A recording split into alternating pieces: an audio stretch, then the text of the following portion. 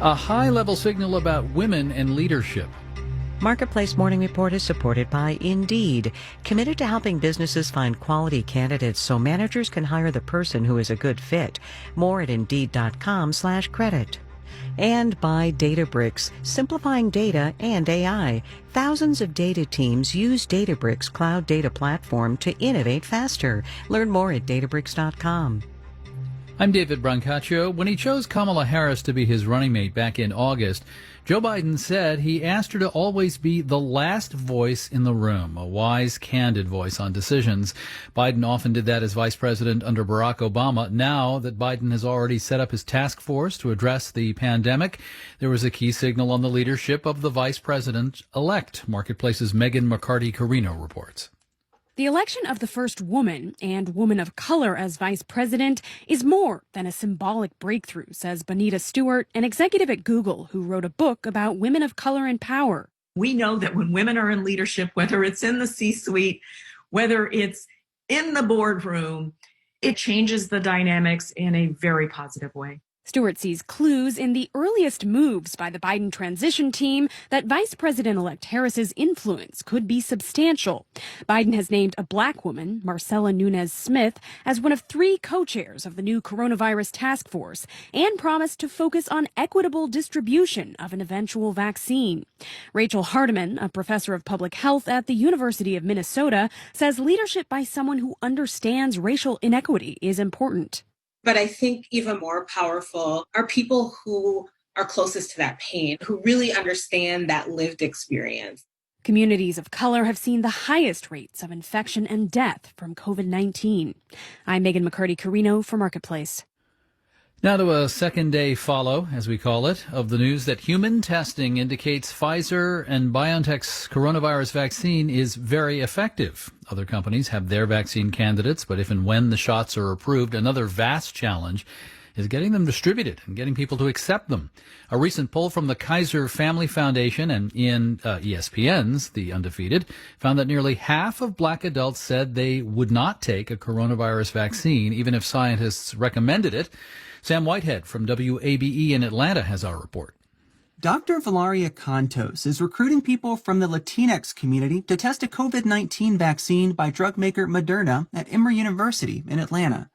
There are some questions she gets a lot. You're not going to share this information with immigration, are you? Or can I still participate if I don't have a social security number, implying that they may be undocumented? Cantos, who's Latina, explains privacy rules protect research participants, regardless of immigration status. Cantos works at one of 100 research sites around the country testing Moderna's vaccine. Our goal is to have a vaccine that has been tested in the population that is the most vulnerable to becoming infected with COVID. The Centers for Disease Control and Prevention says Black, Latinx, and Native American people are more likely to be hospitalized and die from coronavirus infection. Emory's research budget has specific funds dedicated to reaching out to Black and Latinx communities. And it's paid off. Most of the participants at the research site run by Dr. Colleen Kelly are from those groups. If we have a very homogeneous white population involved in our clinical trials, that creates a lot of uncertainty, but also mistrust around the results and how they might apply to Black and Latinx populations. That mistrust has been built over centuries, from when slavery started in the colonies that became the U.S., says Dr. James Hildreth, president of the historically Black Meharry Medical College in Nashville. The truth is, going all the way back to 1619, there is a history of atrocities being visited upon Black bodies in the service of medical research. Hildreth is trying to broadcast his trust in research by publicly participating in a COVID-19 vaccine trial. He says people need to have faith in the vaccines to get them if they become widely available. Because vaccines don't save lives, vaccinations do. In Atlanta, I'm Sam Whitehead for Marketplace. That was part of Fast Track, Marketplace's ongoing coverage of what could be the greatest logistics operation in human history, getting COVID vaccines to people. The results ended up mixed yesterday on the stock market, with the Dow going up 3%, 834 points, but the Nasdaq falling 1.5% this morning. The mixed continues. The Dow future is up 138 points, 0.5%. Nasdaq down 1.6%. Marketplace Morning Report is supported by Fidelity Wealth Management, where advisors work with their clients to develop flexible investment strategies that evolve as their needs change. Fidelity.com/wealth. Fidelity Brokerage Services, LLC. And by C3.ai. C3.ai software enables organizations to use artificial intelligence at enterprise scale, solving previously unsolvable business problems. Learn more at C3.ai. The Supreme Court hears arguments today, oral arguments, in a case that will decide the fate of the Affordable Care Act. Marketplace's Nancy Marshall-Genzer is here. What's the estimate on how many people might lose health insurance depending on how the High Court rules next year?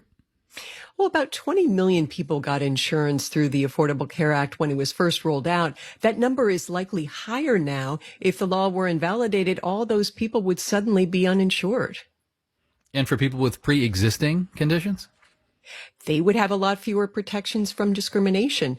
Larry Levitt, who's executive vice president of the Kaiser Family Foundation, told me people would have a very hard time buying insurance for themselves, dealing directly with an insurance company if they had a pre-existing condition. These are things like cancer, diabetes, obesity, even pregnancy. So without the Affordable Care Act, anyone trying to buy their own insurance with a pre-existing condition would likely be denied. Now, Nancy, this could also affect people who don't get insurance through Obamacare, but through their jobs? Yeah, if they have a pre-existing condition, their premiums could go up. COVID-19 could be considered a pre-existing condition. Also, insurers could go back to putting caps on how much they would pay out in a given year or over your lifetime. And preventive care, free flu shots and such, the health law that could be overturned or not, made insurance companies pay for those. Would no fees for preventive care continue if the law went away? Not necessarily. Levitt says Congress would have to pass new legislation, for example, making any COVID vaccine free. A lot at stake at the Supreme Court. Nancy Marshall-Genzer, thank you very much. I'm David Brancaccio. This is the Marketplace Morning Report. From APM, American Public Media. WNYC is supported by Raytheon Technologies. Their nearly 200,000 people with purpose are pushing the limits of known science to go deeper into space, advance aviation, and build smarter defense systems. Learn more at rtx.com. This is WNYC New York. I'm David First. The BBC NewsHour is next on 93.9 FM. It's The Takeaway next on AM 820. And later on the Brian Lehrer Show, why the news from Pfizer on its COVID vaccine is encouraging and what questions still remain. Plus, immigration advocates discuss the steps they hope the Biden administration will take right away, and a call in for immigrants to share their priorities for the new president. That is coming up this morning at 10 o'clock here on WNYC. Right now, it's 9 o'clock. This is WNYC, FM, HD, and AM New York.